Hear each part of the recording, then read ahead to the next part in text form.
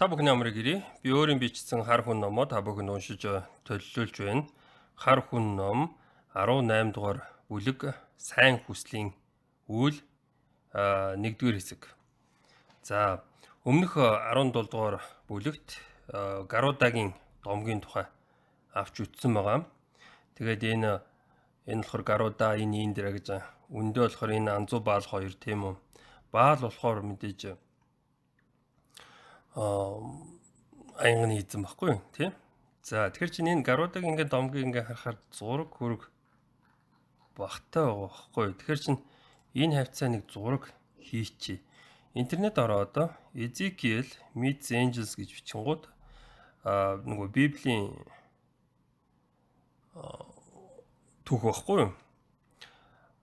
Ezekiel гэдэг тэр лам Библийнхаа бурхантай одоо учирсан гэсэн л тиймэрхүү юм. За тэгэхээр нэг юм зураг олдоно. Тэгэхээр бидэнд юу хэрэгтэй юм бэ гэхээр уфо биш шүү дээ. Энд чинь зүгээр л нөгөө Индо Европ шишний л одоо нөгөө нэг хэсэг юм байхгүй юу? За тэгэхээр энэ бидэнд болохоор нөгөө нэг мөнхийн ус хадгалдаг Сеф тэгээд энэ Гаруда хоёрын зураг л хэрэгтэй байгаа юм. Тэгэхээр тэрийг аваад копидод авчихна. Тэгээд энэ дээр явуулчихад ингээд тавьчихна. Тэгээд wrap. За ингээд тэгэл Гаруда энэ галтай хүрдийг энэ төмөр хүрдийг эвдэж чадах хэн нэгэн байвал хүснийг нь хийж бүтээж өгье гэж хашгирвал Бурхтын хаан Индра гарч ирээд Гарудаг очроор нэг нэргсэнд Гарудагийн нэг унаж байна гин гэж аахгүй. Тэгэхээр ийм ингээд болчихоо. За өөр юу вэ гэхээр шатарны тухай ярьсан. Шатарн дээр бас нэг надад анхааруулад байгаа нэг зүйл байгаа нь энэ Берс гэсэн үг чинь Перс гэсэн үг Берс болсон гэх гээд.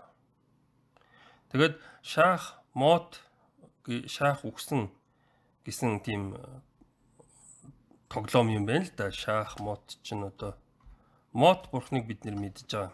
Нөгөө Баал бурхан Бурхтын хаан болно гэж яваад үхлийн бурхан модтой үзэлцээ тэгээд нөгөө ялагддаг тийм үү. Тэр ахыгаа дийлэхгүй гэдгээ мэддэг. Тэгээд монгол хэлэнд эн чинь шатрал гэдэг шүү дээ тийм үү. Хаан үгсэн гэсэн юмнэр шатар гэж байна. Мот нь болохоор араас нь унших юм бол дүүмэл байгаа шүү дээ үхэл. За өнөөдөр сайн хүслийн үйл гэсэн нэг тийм сэдв нээж байгаа. За Сакка Девагийн асуулт. Өөрөөр хэлбэл шаахын асуултууд гэж байна. За Буддаг Индра саала агууд байх үед Индра бурхан буюу Сакка Дева 32 дагалдагчдынхаа хамт 33-лаа ирж уулзав. Уулзах үед агуй зайгүй байсан ч гэсэн агшин зур агуй өргөн хурц байсан чулуу мүлгөр гэрэл гэгээтэй том тамхин болж хувирваа. За энийг болохоор ийм AI зургаар одоо төсөөлөд харуулчих байгаамаа. За Сакка Буддад ёслон мөргөөд асуув. Дева хүн төрлөختөн Асура, Нага, Гандхаба хаалтан дотор хөгжимчд бас нэг онгодууд гэж ярьдаг. Нар болон бусад олон төрлийн амьтад атаархал харамч сэтгэлээр дүүрсэн байдаг. Бид дайсагнал хүчирхийллээс ангид, өрсөлдөөнөөс ангид, муу санаанаас ангид, бидэнд дайсагнадаг улсын дайсагнал харгислалаас ангид амьдрцгаая гэж боддог ч гэсэн бид нэр өөрсдөө ингэ сайн сайхан бай гэж боддог ч гэсэн хэдий ч бид дайсагнаж хүмүүстэйгээ өрсөлдөөнд муу хүсэл дунд хүчирхийлэл дунд амьдрцгаадаг.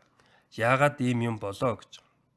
За маш эртээр байсан бодит байдал одоо ч ийм байгаа гэж байгаа. За Будда атаархах харамлахын үндэс нь хэрэгтэй ба хэрэггүйд байдаг юм аа. За миний энэ интернетэд хийж байгаа бичлэг хэрэгтэй юм уу? Хэрэггүй юм уу гэдэг шиг л юм те. Хэрэгтэй ба хэрэггүй шалтгаан юу юм болоо? Юу тэднийг бий болгодог юм бэ? Хэрэгтэй ба хэрэггүй үндэс шалтгаан нь бидний хүсэл юм аа. Бид нар хүсдэг учраас энэ хэрэгтэй байна. Энэ хүсэл байхгүй бол энэ хэрэггүй ч гэдэг юм те. Хүслийн шалтгаан нь юу юм болоо? Юу хүслийг бий болгодог юм бэ? Хүслийн үндэс шалтгаан нь тэдний сэтгэн бодох явдал юм аа. Сэтгэн бодох явдлын шалтгаан нь юу юм болоо?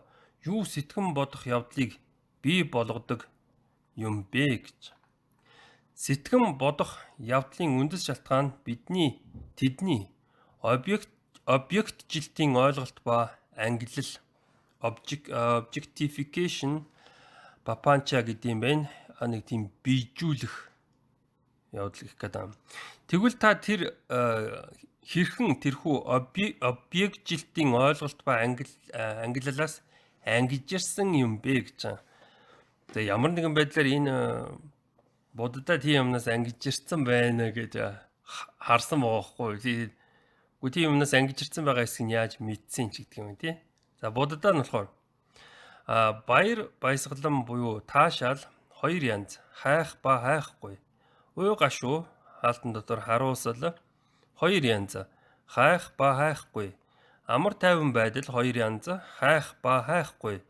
Эдгээрийг мэдэрч мэддэг бол тэгээд хайдаг бол ур чадваргүй сэтгцийн чанар нэмэгдэж чадварлаг сэтгцийн чанар буурдаг юм аа.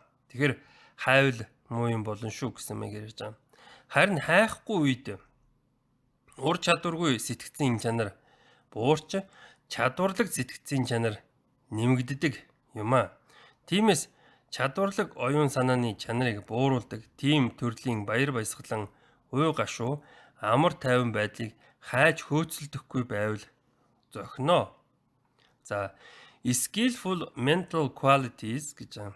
Чадварлаг оюун санааны чанарыг нэмэгдүүлдэг тийм төрлийн баяр баясгалан уй гашуу амар тайван байдал чиглүүлсэн бодол үнэлгээ эсвэл чиглүүлээгүй бодол үнэлгээнээс ангид байж болно. Энэ хоёроос хайхгүй байхыг илүү боломжсонгуй болгох учиртай юм аа гэж байна. Тэгээд цаашаа ингээд нилээд одоо юу гэдгийг чи одоо 5 м хүүгээ нэг тиймэрхүү юм яриад ингэдэг гэж байна. За тэгвэл нэг зураг тавьсан байна. Тэгээ нөгөө нэг ногоон дүртэй нөгөө очиристтэй адилхан эсвэл манай энэ өмнөд хөршийн нөгөө хашаа хаантай адилхан нэг тийм ногоон дүртэй нөхөр бурхтын хаа хийгээд сууж идэг байхгүй юу. За ийхүү хилэлцэж дуусвал Сакка Дева бурхны дотор Дарма милми нээгдэв. Бидний мэдгээр бэлгийн милмийн нээгдэжээ. За тэгэхээр чи нэг юм зургаар тэрийг дүрсэлсэн байна. За Сакка Дева хаан газар дэлхийд гараараа хурч зөвөр өөрийгөө сэрээсэн эрхэм дээдэс таныг хүндэтгэе. Ёстой ёроолтой зөвөр өөрийгөө сэрээсэн танд хүндэтгэл үзүүлье гэж хэлээд 32 дагуултайгаа явж одвоо.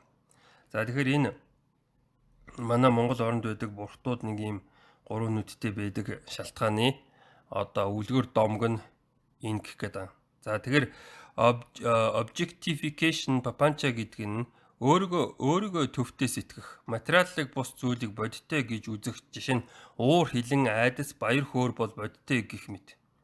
Таны уур хилэн айдас баяр хөөр чинь бодиттой биш юм байна шүү дээ гэдэг. Тэгэхээр хийсвэрлэх, гуйлах, онол боловсруулах, хэтрүүлэх гэсэн тайлбарыг өгдөг байна. За ихэд ер нь энэ нүрийг л уншиж дөө. За санскрит хэлний Дарма чакра, Пали хэлний Дхамма сака, Япон хэлний Шобо гензо гэж нэрлээд байгаа. Дарма нүд буюу бэлгийн нүд гэсэн юмд монголчууд их дуртай. Бэлгийн нүд гэж нэрлсэн нь номлолын нүд биш. Харин зөм бэлгийн нүд гэж ойлгодог. Ухааны нүд хүний ярианд байгаа худал үнийг таних, сайн мууг ялгах, бас нэг хань ижлээ олох гэдэг шиг тийм. Далдыг харах тийм үү. Нүдэнд үл үзэгдэх сүнс сүлдэгч хардаг гэх мэтээр бид нэр ойлгодог. Гэтэл энэ нэр томьёо нь Буддагийн номлолыг ойлгодог, дэмждэг гэсэн ойлголт байв. Японд Хооген Буддын шашны зэрэг дэвч болж байваа. Энэ нь юу юм бэ гэхээр би одоо шинжлэх ухааны доктор гэвэл хэрвээ Буддын шашны доктор гэх юм бол тэр бэлгийнүүдтэй байна гэсэн мэгэр л байхгүй. Тэрнээс биш яг тэн одоо юу гэдгийг зүүн бэлгийнүүд яг биш байгаад байгаа байхгүй. Тэгэхээр бидний жоохон молигдсон байна гэдэг. За өнөөдрийн үед нэг иймэрхүү байна. Анхаарал тавьсанд баярлалаа.